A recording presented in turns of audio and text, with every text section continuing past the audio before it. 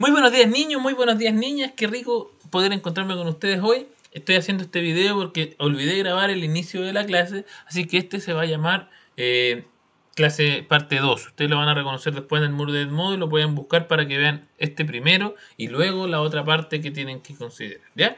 Entonces vamos a grabar la primera parte de la clase para que la puedan comprender bien. No les voy a decir nada más, así que comencemos.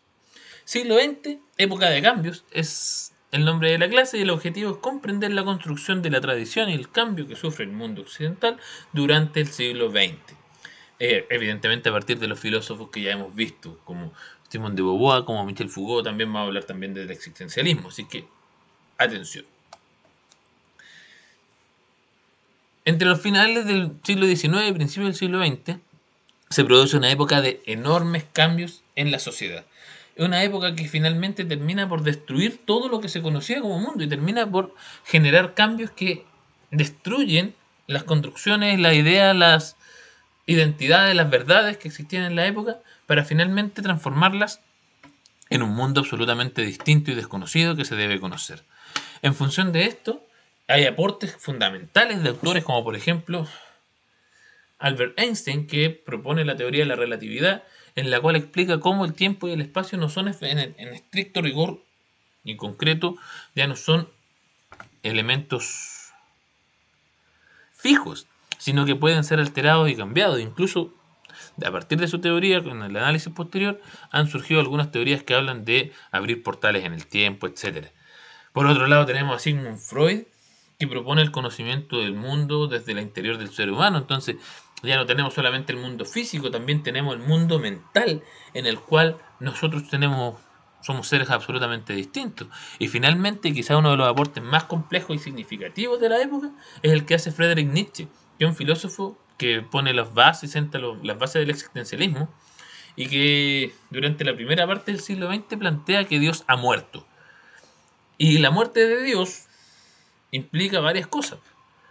Se explica inicialmente por el tema de las catástrofes que están, la decadencia moral, los procesos de las guerras que hubo en el mundo, la matanza, las formas de vida. Entonces Nietzsche dice, Dios ha muerto. Y si no ha muerto, se olvidó de nosotros. Y las consecuencias de este planteamiento son bastante interesantes. Imagínate, tenemos un mundo entero por descubrir, propuesto por Sigmund Freud. Tenemos que todas las verdades, el tiempo, el espacio y Dios ya no son fijos y se han muerto. Y finalmente, las catástrofes sociales, los movimientos geopolíticos hicieron que las personas de la época se sintieran absolutamente solas y desamparadas. Ese es el sentimiento, esa es la circunstancia que da origen al existencialismo. El existencialismo, y de hecho vamos a partir esta parte de la clase analizando esta frase. El hombre está condenado a ser libre. ¿A qué se refiere con esto? Una frase de Jean-Paul Sartre nos dice que el hombre ganó su libertad. ¿Por qué? Porque ya no cree en las grandes verdades, todo lo que antes estaba fijo ya no existe, ya no es fijo. Dios ya no existe, entonces el hombre hoy día está solo en el mundo. Y como está solo en el mundo, tiene que hacerse cargo de sí mismo. Por primera vez en la historia, el hombre no cuenta con el perdón de Dios para salvar los pecados. En esta época, muy poca gente cree en la posibilidad de una vida después de la vida. La salvación a través de las buenas acciones ya no existe. De hecho, Jean-Paul Sartre y muchos de las personas de esta época son ateas, no creen en Dios. Y el no creer en Dios los deja completamente desamparados, porque ahora el hombre tiene que hacerse cargo de todas sus acciones. Y ojo con esto, porque es súper importante reconocerlo. El mundo, a partir de todos estos elementos, se ven con desesperanza. No hay ninguna opción de comprenderlo, por lo que se cree necesario repensar la existencia. Hoy día, en esa época, el ser humano se ve enfrentado a la necesidad de construir su propia existencia. Y no solo su propia existencia, sino que también de reconstruir y repensar el rol que en el mundo ocupa. Y es un mundo en el que todo lo que conocían se cuestionó. Todo lo que conocían finalmente fue descartado. Es un mundo vacío. Entonces aparece la metáfora del punto blanco, o sea, del punto en un fondo blanco.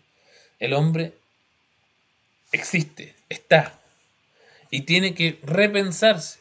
Entonces, al estar solamente, y al tener toda su construcción de pensamiento completamente destruida, tiene que volver a pensarse. Entonces desde ahí surge el nombre, porque el hombre primero existe, y porque existe se cuestiona, y porque se cuestiona se construye, y forma su nuevo ser. Ojo con eso es existencialismo, ¿sí?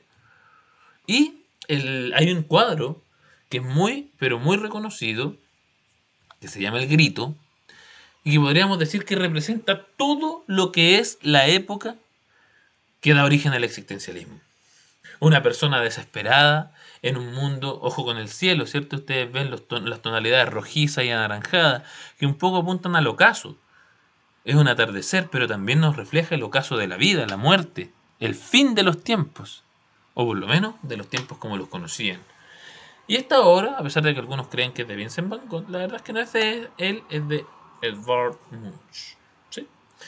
Pueden buscar la información del sujeto en internet. El mundo solitario. Y el mundo solitario, el hombre es solitario. Y el hombre solitario tiene que repensarse. Y una vez que se piensa a sí mismo, tiene que pensar al mundo. Entonces, el existencialismo se trata de dar sentido a la vida que no tiene sentido. ¿Sí? Y de tanto que empezamos a pensar, porque el existencialismo podríamos decir que entrega al hombre, a la mujer la posibilidad de pensar, comienzan a surgir reflexiones. Y de estas reflexiones surgen perspectivas de análisis del mundo o teorías de liberación como las que encarnan Michel Foucault y Simone de Beauvoir, que son los dos personajes que vamos a revisar hoy, ¿cierto? De tanto comenzamos a comprender el mundo, a definirlo. Por ejemplo, primero vamos a analizar a Michel Foucault, y Michel Foucault podríamos decir que este tipo saca su silla, la pone en el balcón y mira la sociedad desde afuera para lograr hacer un análisis y proponer la teoría social que él propone. Entonces podríamos decir que es una matriz de análisis. ¿A qué me refiero con esto? A que Michel Foucault no propone nada. Michel Foucault lo que hace es explicar el funcionamiento de la sociedad a partir de los elementos que él determina fundamentales. Entonces, ¿cuáles son los elementos fundamentales que él propone? Es una tesis bastante simple y que en el fondo todos los sujetos ejercen o reciben poder sobre él, intentan acumularlo. ¿Sí? El poder se debe acumular. Necesitamos acumular el poder. Todos, en realidad no es que lo necesitemos, pero todos buscan la acumulación del poder. ¿Sí? Y desde esta concepción se entiende otra mucho más interesante, que al momento de acumular el poder podemos desarrollar una verdad que nos permite controlar, que es básicamente lo que nos refleja la imagen de aquí. ¿Cierto? Michel Foucault propone lo siguiente: el saber y el poder siempre van de la mano. Por lo tanto, el que sabe puede ostentar el poder. Podemos fundamentar en grupos de poder en función de lo que se sabe.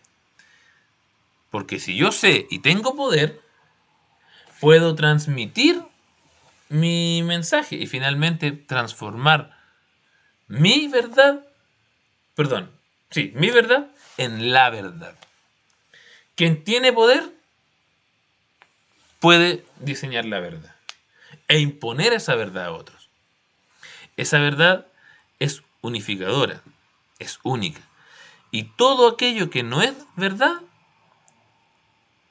no es aceptado. Podríamos decir que todo lo que no es verdad es mentira. Todo lo que no responde a esta verdad es mentira. Este es el concepto de verdad hegemónica. La verdad hegemónica es la única verdad aceptable que es impuesta por grupos de poder como una verdad absoluta. Todos los miembros de una comunidad responden a una verdad hegemónica porque es una verdad propuesta desde una perspectiva de poder.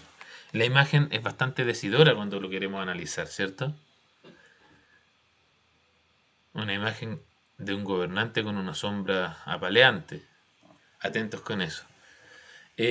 Para continuar con esta clase, los invito a ver la segunda parte, que ya está listo, está subido, porque, bueno, como les expliqué antes, se me olvidó iniciar, o sea, grabar al inicio, pero esto es básicamente los conceptos con los que se comenzó la clase. Después de esto, te apaga este video, pone play en el otro y continúa. Muchas gracias por su atención, un abrazo, chao.